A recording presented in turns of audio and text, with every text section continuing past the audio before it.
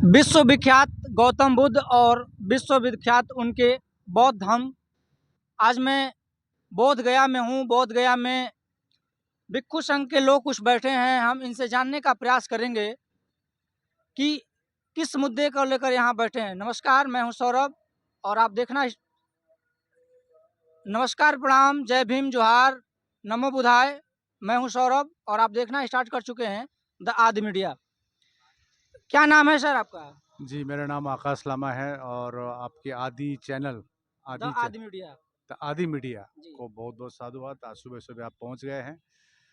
विशेष करके आज 21वां दिन है, 21st डे है जी ये जो धरने में बैठे हैं। और पहले 16 दिन तक 17 दिन तक तो हम लोग महाबोधि महाविहार के सामने अनशन में बैठे थे। जी तो 17वां दिन में एक अच्छा मैसेज भी आया था राज्य सरकार की तरफ से। गृह सचिव पटना में मीटिंग भी हुई थी कि उन्होंने हमारी बात एकदम ध्यानपूर्वक सुने और 1 पॉइंट एजेंडा में हम लोग ने बात की, इधर उधर की बात नहीं, कि जो कानून है बीटी एक्ट 1949 जी जिसमें लिखा है कि 9 मेंबर कमेटी बनेगी और 9 में से 4 बौद्ध रहेंगे, 4 हिंदू और डीएम जो कि ये डीएम जो रहेगी एक्स ऑफिशियो चेयरमैन रहेगी और ही शुड बी हिंदू का क्लॉज है। तो अल्टीमेटली बौद्धों के सबसे पवित्र तीर्थ स्थल है ये संसार। आप ही बता रहे थे, विख्यात विश्व विख्यात बता रहे थे, तो संसार को मालूम है ये बौद्ध स्थल है। भगवान बुद्ध ने यहाँ पर ज्ञान प्राप्त किया, सम्राट अशोक ने ये विहार बनाए 3rd BC में। इसका सभी प्रमाण है, लिखित प्रमाण है, आर्कोलॉजिकल प्रमाण है, सब प्रमाण है। कोई नहीं कोई तो एक ईंटा भी एक प्रमाण होती है। लेकिन संसार में कहीं भी किसी भी धर्म स्थल हो, उसी धर्म के लोग ही संचालन कमेटी में रहते हैं। तो सिर्फ ये अनोखा एक उदाहरण है महाबोधि महाविहार, जहाँ पर अन्य धर्म के लोग भी इस कमेटी में है। तो हमारी मांग है कि बीटी एक्ट 1949 को पूरी तरह से निरस्त किया जाए और बौद्धों के स्थल में बौद्ध ही कमेटी में रहे, यही हमारी मुख्य मांग है। यानी बीटी और एक्ट जो है 1949, इसी मुद्दे को लेकर आप लोग बैठे हैं। जी जैसे इसमें बीटी एक्ट में बुद्धिज्म के साथ साथ और धर्म के लोग इन्वॉल्व हैं और आपका कहना और चाहना यही है, यहाँ धरना का मेन उद्देश्य यही है कि जैसे मुस्लिम धर्मों में, इस्लाम धर्मों में इस्लाम पूजा पाठ का पद्धति जो है हिंदू में अलग है, बौद्ध में अलग होता है, जैन पारसी अलग होता है। तो जैसे आप बुद्ध लोग हैं, बुद्धिस्ट हैं लोग, तो आपका जो जितने तीर्थ स्थल है उसमें सिर्फ बुद्ध धर्म से ही रिलेटेड हो लोग। जी जी। और हो सकती है उस समय की जो परिस्थिति थी, यहाँ पर जंगल थी, अभी भी तो देखिए खेती खेत दिखता है यहाँ पर जी जी आपको। आज से 77 साल पहले की या 76 साल पहले की जो इसकी अवस्था क्या थी होगी। अनागरिक धम्मपाल ने जब 1890 में ये महाबोधि महाविहार मुक्ति आंदोलन शुरू किया था, 1890 में, तो आप और कल्पना कीजिए आप। हो सकती है उस परिस्थिति वैसे थी, बौद्धों की उपस्थिति कम थी, लेकिन अभी का परिस्थिति ये नहीं है। 1992 में भी ये आंदोलन हुई थी, लेकिन उसको दबा दी जाती है या दब जाती है, वो उसका बहुत कारण है, हम लोग ने एनालिस किए हैं। लेकिन हम लोग ने पिछली 2 साल से सरकार को ध्यान आकर्षण करने के लिए 2 बड़ी बड़ी रैली की। यही दोहमुआन से 26 नवंबर 2023 में हम लोग शांति रैली की थी। 50,000 बौद्ध आए थे, 22 राज्यों से आए थे, अपने खर्चे पर आए थे। डीएम को ज्ञापन दी, डीएम के मार्फत सीएम, प्राइम मिनिस्टर सभी को पत्राचार किया गया। नेशनल माइनॉरिटी कमीशन के साथ दिल्ली में 2-2 बार मीटिंग हुई, 25-25 राज्य के हमारे प्रतिनिधि मंडल के साथ। इकबाल सिंह लालपुरा जी जो चेयरमैन है नेशनल माइनॉरिटी कमीशन के, उन्होंने तो एकदम बोला ये तो है, ये तो अन्यायपूर्ण है। हालांकि वो ऑफिशियली बोले नहीं होंगे, लेकिन वहाँ मीटिंग में वो बात की थी उन्होंने। बौद्धों का स्थल है, बौद्धों को होना चाहिए। जैसे मान लीजिए हम तो सरदार है, सिख का जो गोल्डन टेम्पल है वहाँ पर शिरोमणि गुरुद्वारा कमेटी है, उसमें तो कोई अदर कास्ट, अदर रिलीजन बौद्ध वाले भी नहीं नहीं है। है, मुस्लिम नहीं है, हिंदू नहीं है, वो तो वहाँ पर सिख धर्म के लोग हैं कमेटी में। कितनी सुचारू रूप से चलती है, देखिए कितनी बड़ी लंगर चलती है। मतलब आप जानते हैं, गोल्डन टेम्पल आप गए होंगे, तो आज तो उन्होंने बोले ये चीज़, उन्होंने बोला हम बिहार जाएँगे, बिहार के गवर्नमेंट के साथ बात करेंगे, आए भी थे। हमने फ़ोटो में देखा उन्होंने जो उप मुख्यमंत्री के साथ मीटिंग की, जो क्या नाम है चौधरी जी, हाँ, उनसे बात हुई है। हम लोग ने उनको सब पुराना कागज़, हिंसांग के किताब दिखाए, भारत यात्रा, उसमें कहीं ज़िक्र नहीं है कुछ भी। तो अलेक्जेंडर कनिंघम की किताब दिखाए, कहाँ पर है लिखे शिवलिंग? हाँ, आपका धर्म जो धर्म मान रहे हैं दूसरे धर्म के, वो उनके ग्रंथ में लिख सकता है विष्णु अवतार क्या, लेकिन हमारे में तो नहीं लिखा है। हमारे में तो जानते हैं कि हम इससे पूर्व, जो बुद्ध से पूर्व 27 पूर्व बुद्ध जन्म लिए हैं। तो तो हम एक चीज़ और जानना आज चाहेंगे, मुख्य बात सर, एक हाँ, मैं ये जो आपका बौद्ध विहार है, आपका जो मंदिर है, संघ है, टेम्पल है, इसमें किस धर्म का कब्जा है? आप इसमें किस धर्म के लोग इन्वॉल्व हैं? हिंदू धर्म वाले हैं कि मुस्लिम धर्म वाले हैं कि सिख वाले हैं कि जैन है, पारसी हैं, कौन है लोग? देखिए, मैं किसी धर्म का नाम नहीं लेता हूँ। जी, आज सुबह-सुबह मीटिंग हुई है, जी, कल भी मैं बोला, जी, कृपया करके हम लोग का माँग शांतिपूर्ण माँग, संवैधानिक माँग करके हम लोग बैठे, जी। और यहाँ पर आज एक गाइडलाइन और एक नया गाइडलाइन मैं दे दिया हूँ, किसी को गाली नहीं देना है। देखिए, अच्छे आदमी सब जगह में हैं, बुराई लोग भी सब जगह में हैं। किसी को हम लोग गाली नहीं देना है। ये इसके कारण हुआ, ये कब्ज़ा। अरे भाई, सर हम लोग बोले आपको मैं, फिर 17 सितंबर में हम लोग ने रैली की, अनागरिक धर्मपाल के जन्मदिन के उपलक्ष्य में पटना में इतनी बड़ी रैली हुई थी। 500 से ज़्यादा संस्थाओं मिलकर हम लोग ने ज्ञापन दी मुख्यमंत्री को। 40,000 से ज़्यादा सिग्नेचर करके हम लोग दिए।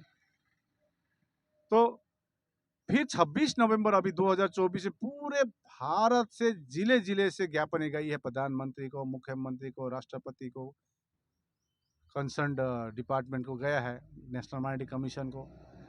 कुछ जवाब नहीं आ रहा है। तो इसका मतलब ये है ना कि शांत बैठने से, संवैधानिक प्रकार बैठने से सहमति होगी। तो हमको ये आमरण अनशन जो करना पड़ा, बाध्य, कोई ऑप्शन नहीं थी। आप देख रहे हैं, आप अभी बोल रहे थे, इसका न्यूज़ पूरे संसार में फैल गया है। पूरे देश में इसके देखिए, आप कैमरे को मत देखिए, लद्दाख से आ रहा है लामा लोग, देखिए। अभी पूरे भारत यहाँ आ रहे हैं, हमको समर्थन करने के लिए। तो देखिए, किसी विशेष धर्म क कब्ज़ा किया, मैं ये बोलना नहीं चाहता हूँ। बौद्धों के तीर्थ स्थल है, पूरी कमिटी में बौद्ध हो, और वहाँ पर जो पूजा-पाठ होती है बौद्ध की पद्धति में हो। वहाँ पर कोई ही अन्य के कोई अतिक्रमण ना हो यहाँ पर। सरकार चाहेगी, जिस प्रकार राम मंदिर का रातों-रात एक एमिकेबल सॉल्यूशन हुई, उसी प्रकार के जैसे मुसलमान भाइयों को किसी अदर जगह में जाकर आप पिंडदान करें ना, आपके धर्म में पिंडदान लिखा है, इसका हम लोग आदर करते हैं। लेकिन ये तो मत कीजिए कि एकदम हमारे जो भगवान बुद्ध के सामने जाके आप कर रहे हैं। आप विष्णु पद में जाके कीजिए, हम रिस्पेक्ट करते हैं, आप हमको बुलाइए, हम आएंगे वहां पर, बिल्कुल, बिल्कुल, बिल्कुल। आएंगे, क्योंकि प्रत्येक धर्म की एक आस्था है और प्रत्येक धर्म की रिस्पेक्ट है। तो उस रिस्पेक्ट को बनाए रखें। हमसे कोई प्रॉब्लम नहीं है हिंदुओं से, हम कोई प्रॉब्लम नहीं मुसलमानों से और क्रिश्चियनों से। वैसे भी हम लोग, हमारे धर्म नहीं सिखाते, हमारे धर्म मध्य मार्ग सिखाती है। या यहाँ पर 4 ही लोग को ऑफिशियल प्रेस कॉन्फ्रेंस करने का अनुमति है।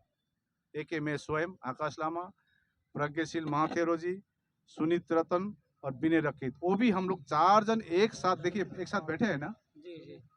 सुनीत पाल, बस।